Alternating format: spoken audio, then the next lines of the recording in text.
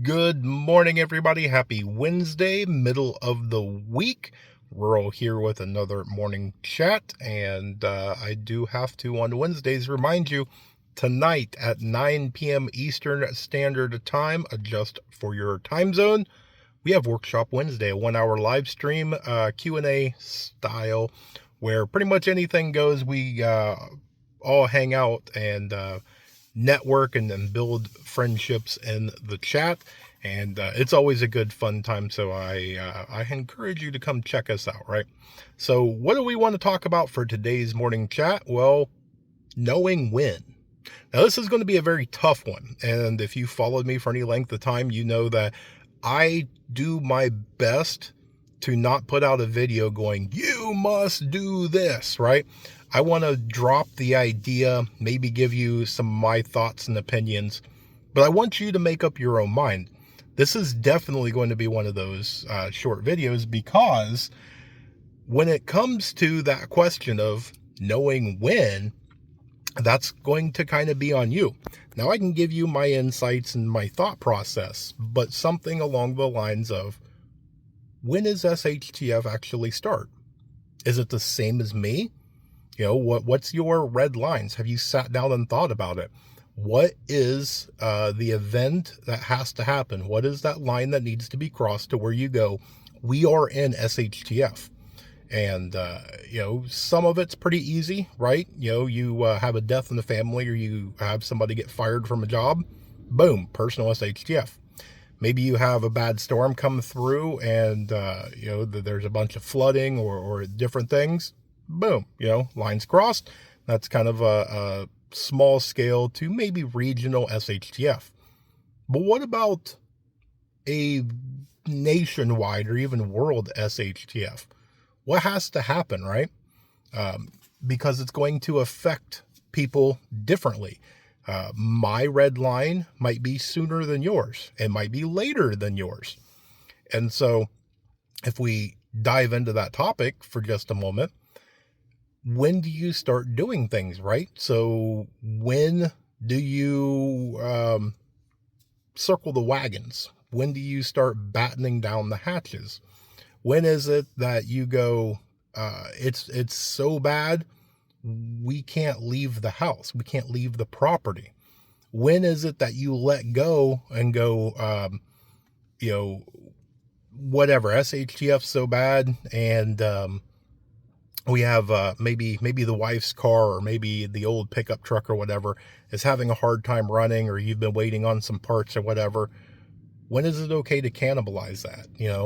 It's going to be one of those that you need some stuff, and you could probably make a few things work off that vehicle.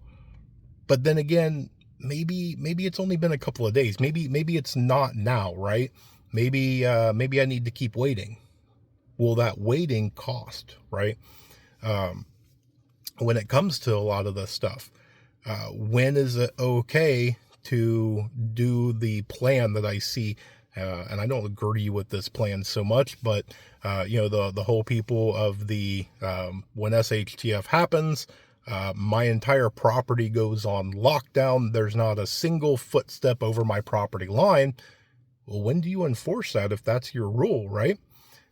There's a lot that I think that people sometimes give it thought, but they don't give it, I think, the full attention and planning that it deserves. What is your red line at work? What is your red line if you're on vacation or at church or school or any of those things, right? It's probably a little easier if something was to happen at, I don't know, noon on a Saturday. You're at home probably, and it gives you much more time to sit back in the comfort of your own home, gather intel, make choices, make phone calls, communicate with others, and it gives you time. But what happens when it's just a normal Wednesday morning? You're at work, the wife is on her way to work, the husband's maybe a truck driver, and he's 500 miles away, the kids are at school, something happens. When is it time, right? If you go too early, you can cause panic. You can end up doing harm to not only your finances and other things, but you're doing disruptive things. So that's one of the reasons why we can't be paranoid. We can't be saying the sky's going to fall once a week. That's just not going to happen. You're disrupting lives and all sorts of things.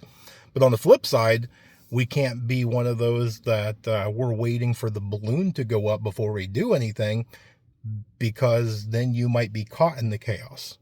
You might be caught with your pants down that you should have went back when your gut told you in the first place. So you got to find that fine line.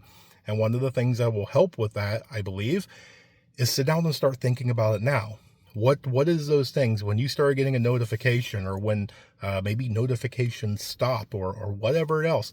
Sit down and start thinking things through on different lines and levels, right? Boom, this happens. Oh, okay, I need to keep my ears up and kind of really pay attention right now. Boom, this happens. All right, I need to start gathering things. I need to start contacting people. We're on yellow. We're one step away. We're waiting on that final flag before we go into, DEFCON red.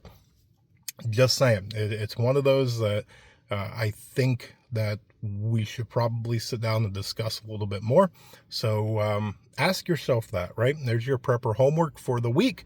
So that's what I've got for you guys today. I hope you guys have a great day. I hope you have a blessed day. Stay tuned, because there's more information to come. And with that, remain united, because we're all prepping in this together.